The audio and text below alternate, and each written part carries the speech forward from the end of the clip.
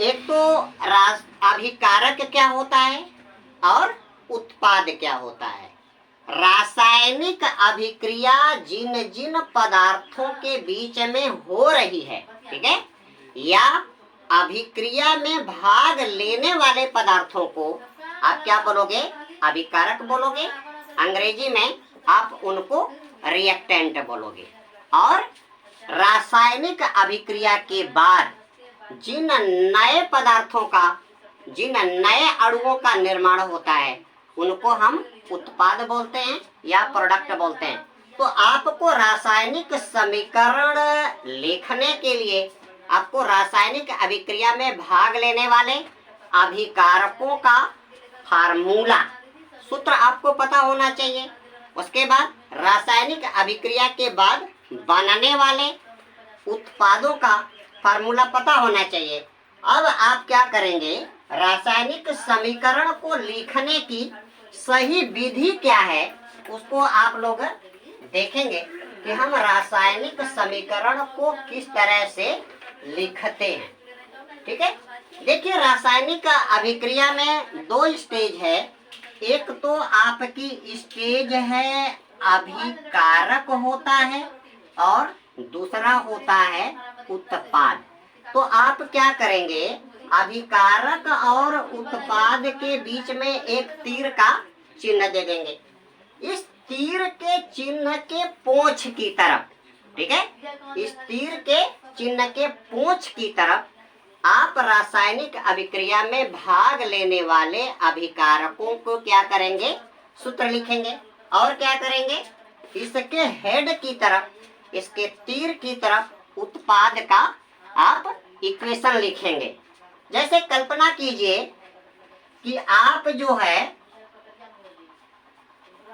Magnesium और oxygen की आप क्रिया करा रहे हैं, तो रासायनिक जो समीकरण आपका बनेगा, मैग्नीशियम का आप क्या करेंगे, सूत्र लिखेंगे। मैग्नीशियम का सूत्र होता है Mg, ठीक है, मैग्नीशियम का सूत्र Mg। इसकी क्रिया आप क्या कराएंगे, ऑक्सीजन से कराएंगे। मैग्नीशियम ये हो गया आपका Mg और O2 हो गया ऑक्सीजन। अब आपका जो बनेगा ये आपका MgO नया पदार्थ बना, जिसको हम बोलेंगे मैग्नीशियम ऑक्साइड बोलेंगे। अब हम क्या करेंगे, रासायनिक समीकरण को और अधिक ज्ञान परक बनाने के लिए, तर्कसंगत बनाने के लिए कि हम इक्वेशन को देखें और उस समीकरण से हमें अधिक से अधिक क्या हो जाए, जानकारी प्राप्त हो जाए, तो हम अभिकारक और उत्पाद की भौतिक अवस्थाओं का भी जिक्र कर देंगे। अगर मान लीजिए अभिकारक आपके ठोस अवस्था में है, तो ठोस अवस्था में अभिकारक के नीचे एक ब्रैकेट में आप क्या कर दें, उनकी फिजिकल स्टेट दिखा दें। जैसे मैग्नीशियम आपका क्या है, ठोस अवस्था में है, तो ठोस अवस्था में ठोस के लिए हम सॉलिड या ठोस या छोटे ब्रैकेट में क्या कर दें, यस लिख दें। ऑक्सीजन क्या है, गैसीय अवस्था में है, तो उसके नीचे जी लिख दें। या आप क्या करें, ऑक्सीजन के दाईं तरफ एक तीर का निशान दे दें और तीर के निशान का चिन्ह, तीर किधर होना चाहिए, ऊपर की तरफ। तो ये गैसियस स्टेज में, और ये यहाँ पे जो आपका मैग्नीशियम ऑक्साइड बना, ये आपका किस रूप में प्राप्त हुआ है, चूर्ण के रूप में प्राप्त हुआ है। ठीक है, अब आप क्या करेंगे, रासायनिक अभिक्रिया किन परिस्थितियों में होती है, ठीक है, रासायनिक अभिक्रिया किन परिस्थितियों में परफॉर्म होती है, क्योंकि कोई कोई क्रिया क्या होती है, एक निश्चित तापमान पे होती है, एक निश्चित दाब पे होती है, ठीक है, और अभिक्रिया की दर को कंट्रोल करने के लिए उसमें आप क्या करते हैं, उत्प्रेरक का भी यूटिलाइजेशन करते हैं। जैसे आप ले लीजिए पोटेशियम क्लोरेट को गर्म करके, पोटेशियम क्लोरेट को मैग्नीज डाइऑक्साइड के साथ मैग्नीज डाई ऑक्साइड के साथ गरम करके प्रयोगशाला में ऑक्सीजन गैस का निर्माण। तो इसके लिए आपको क्या चाहिए? पोटेशियम क्लोराइड का सूत्र चाहिए। तो पोटेशियम क्लोराइड का फार्मूला है KClO3, ठीक है। और इसके साथ आप क्या करेंगे? तीर का चिन्ह लगाएंगे और तीर के चिन्ह के ऊपर आप क्या दे देंगे? उत्प्रेरक। उत्प्रेरक के रूप में आप दे देंगे MnO2 मैग्नीज डाई ऑक्साइड दे देंगे। इसका नाम है मैग्नीज डाई ऑक्साइड।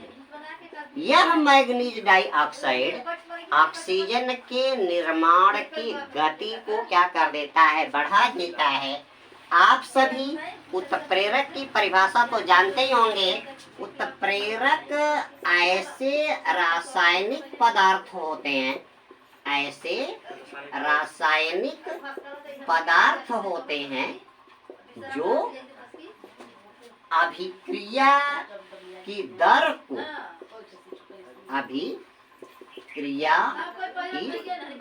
दर को बढ़ा देते हैं या घटा देते हैं, ठीक है।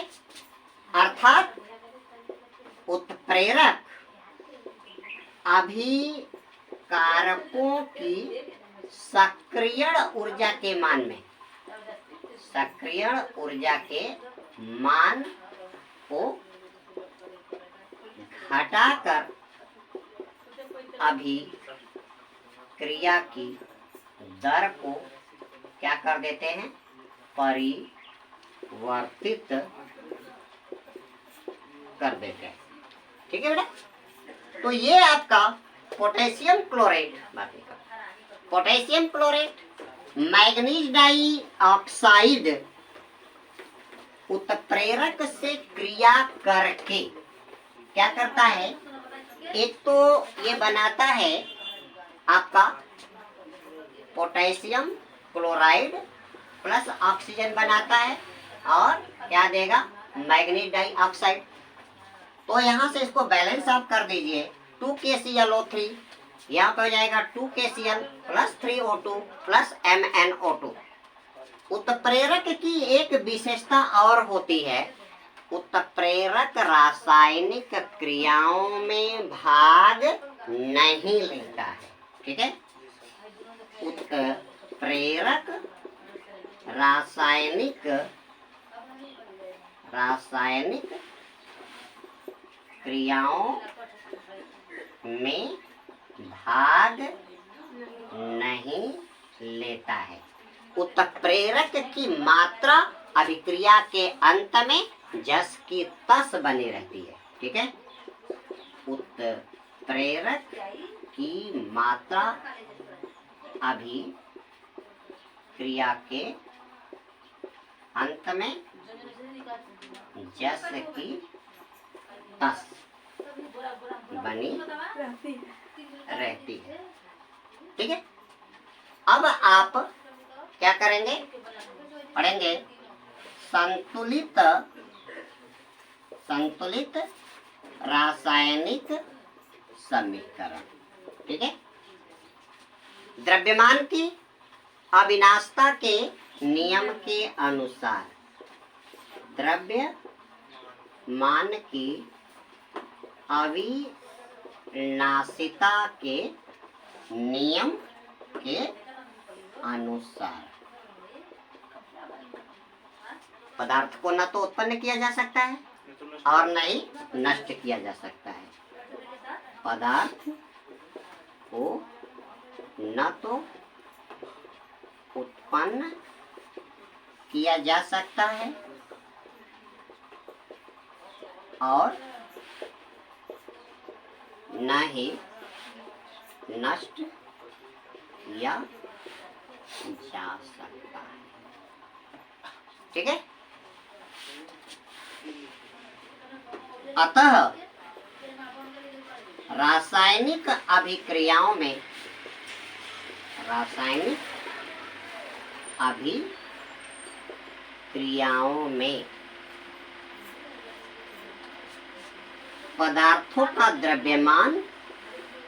पदार्थों का कुल द्रव्यमान अपरिवर्तित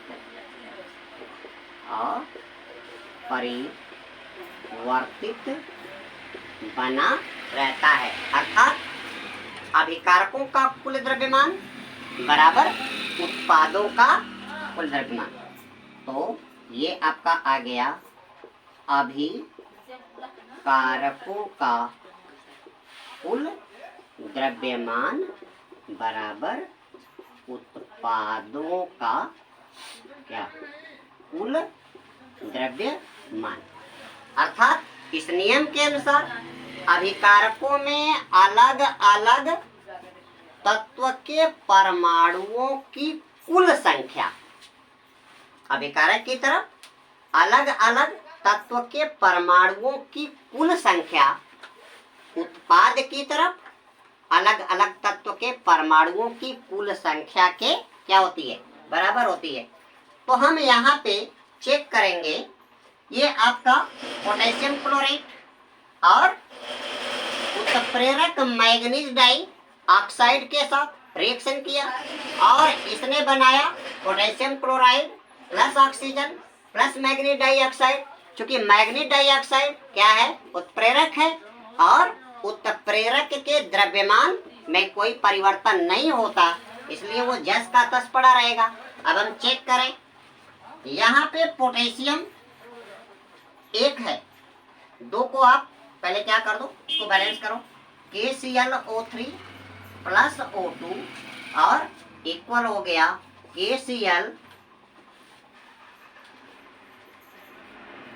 KClO3 plus MnO2, KCl plus O2 plus MnO2। तो यहाँ पे चेक करें आप, पोटेशियम 1 है, इधर भी पोटेशियम 1 है, तीर के इस तरफ क्लोरीन 1 है, इस तरफ क्लोरीन 1 है, लेकिन यहाँ पे आपका ऑक्सीजन कितना है, 3 है। मैग्नीज डाइऑक्साइड ये तो आपका उत्प्रेरक के रूप में काम कर रहा है, तो मैग्नीज डाइऑक्साइड आपको अभिक्रिया के लास्ट में उत्पाद की तरफ आपको प्राप्त हो गया। यहाँ पे आप क्या देखें, ऑक्सीजन के 3 परमाणु हैं और दूसरी तरफ 2 परमाणु हैं। इसको हमको क्या करना है,